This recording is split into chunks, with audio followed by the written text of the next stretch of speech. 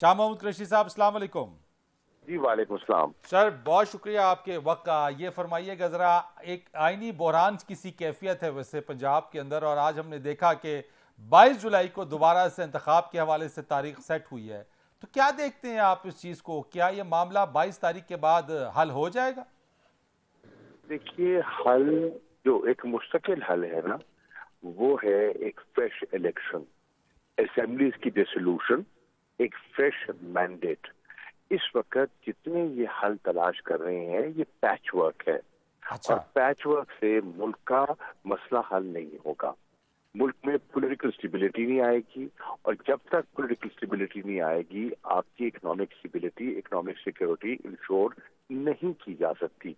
इसलिए हमारा पहले दिन से यही मौकिफ है कि इन्हें असेंबलियों को डिसॉल्व करके एक नए इंतखाब की तरफ जाना चाहिए और मुल्क को इस इकोनॉमिक और पॉलिटिकल कॉन्स्टिट्यूशनल क्राइसिस से निकालना चाहिए। लेकिन आज तो पैच वर्क हो गया। उसके अंदर बाबर अवान साहब ने इमरान खान साहब से मुशावरत की। उन्होंने भी हमजा साहब को जो एक्सेप्ट कर लिया कि जनाब ठीक है, 22 तारीख तक ठीक है, वजीर आला वो रहें और 22 को जो है वो इंतखाब हो जाए। तो अगर ये सूरत हाल है तो पैच वर्क पीटीआई से भी हुआ और दूसरी तरफ से भी हो गया। देखिए देखिए, पहली बात तो है कि हमजा को किसी ने एक्सेप्ट नहीं किया।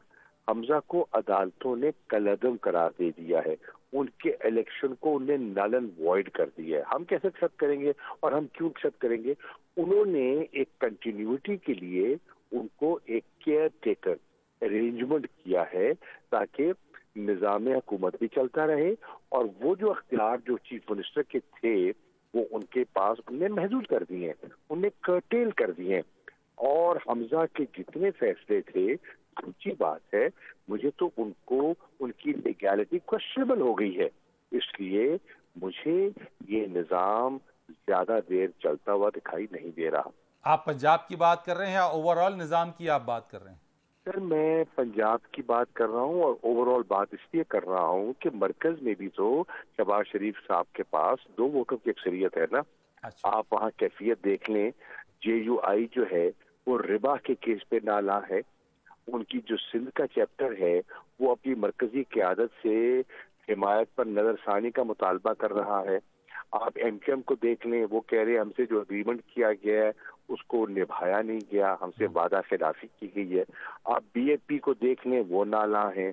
आप एएनपी को देख लें, वो अपने फैसले पर नजरसानी करने को तैयार हैं। आप किसको हाथ लगाएंगे? आप जिसको हाथ लगाएं वो इस वक्त इस हुकूमत की कारकर्दगी, इकोनॉमिक मैनेजमेंट, गवर्नेंस, जितने इश्यूज हैं उससे मुतमईन दिखाई नहीं दे रहे, और पब्लिक का जो गुस्सा है वो फील कर रहे हैं। द हीट, वो है ना, द फीलिंग द हीट। अब वो इस हुकूमत से डिस्टेंस करना चाह रहे हैं अपने आप को। लेकिन शाह मोहम्मद कुरैशी साहब, यही इत्तेहादी हैं। जिस वक्त वोट ऑफ नो कॉन्फिडेंस की बात थी, इन्हीं इत्तेहादियों ने आपके साथ तहफ़्फ़ुज़ात का इजहार किया। आपके साथ भी इन्हीं बातों का इजहार किया कि हमारे साथ तो किए गए भाईजान वो तो हो कमिटमेंट्स गया ना, पूरे नहीं किए। हम पे इत्तेहाद का उनने इजहार कर दिया, उनने वहां चले गए, हाँ। हम घर आ गए, ठीक है ना। हम हुकूमत में नहीं रहे, वो तो मुकम्मल हो गया। लेकिन जिन पर एतमाद किया था उन पर एतमाद उठ गया है ना उनका। हाँ। अच्छा, उन पर से एतमाद उठ गया। आप निज़ाम की बात करें कि ज़्यादा देर तक नहीं, मैं ज़रा आगे आता हूँ, लेकिन आपसे पूछ लूँ, अगर ज़्यादा देर तक नहीं चल सकता तो जिस निज़ाम की आप अभी बात कर रहे हैं, कब तक चलता हुआ उसको देख रहे हैं? और उसके बाद क्या होने जा रहा है? कि इंतखाबात इसी साल देख रहे हैं आप? सर, एक ही तरीका है, आईनी तरीका एक ही है, वो है नए इलेक्शंस। एक ही तरीका है ना, और हम कोई मावराए आइन कोई तरीका तो सजेस्ट नहीं कर रहे।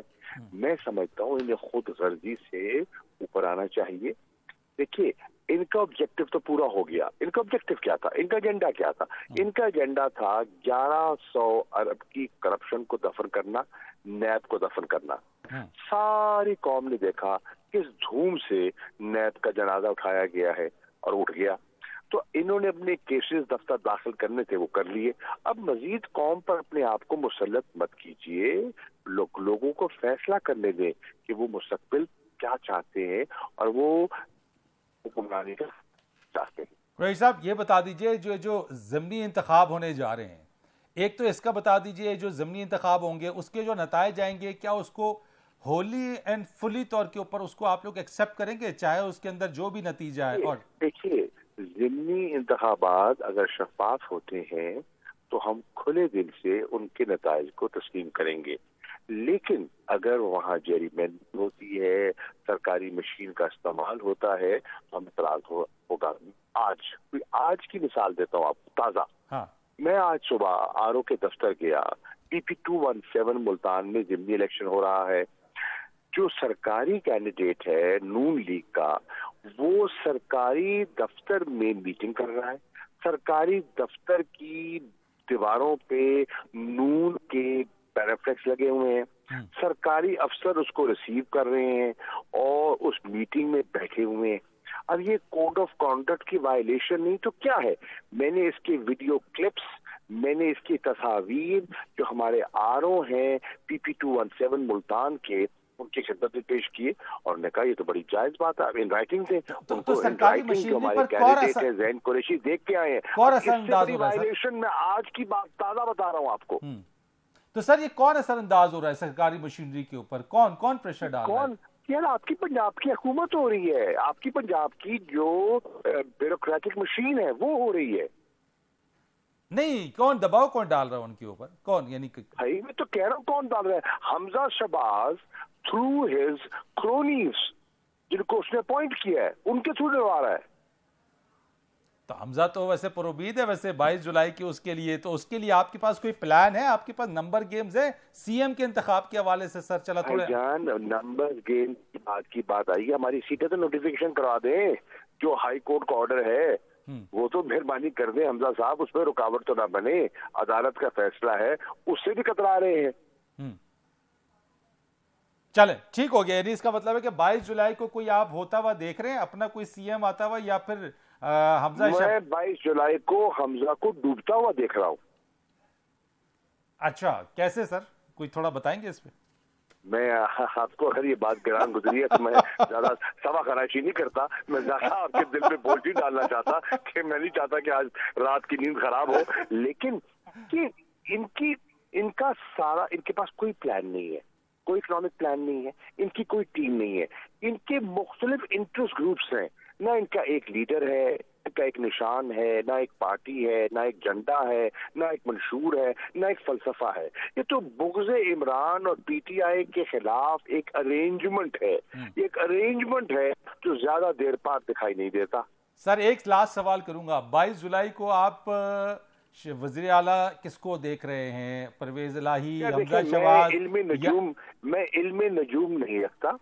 मैं समझता हूं कि ये पंजाब के लोगों का सियासी बसीरत का इम्तहान है। अगर उन्होंने इस अजाब से जिसमें वो पिछले 3 महीने में मुब्तला हैं उससे निकलना है तो उन्हें पल्ले पर मोहर लगानी चाहिए। तो पीटीआई का सर कैंडिडेट कौन रहेगा? परवेज इलाही या उस्मान बुज़दार साहब? यार आप मत घबराइए, पीटीआई अपना फैसला कर चुकी है और पीटीआई की क़यादत जो फैसले करती है उस पर कायम रहेगी इंशाल्लाह। ठीक है, बहुत शुक्रिया। थैंक यू शाह महमूद कुरैशी साहब।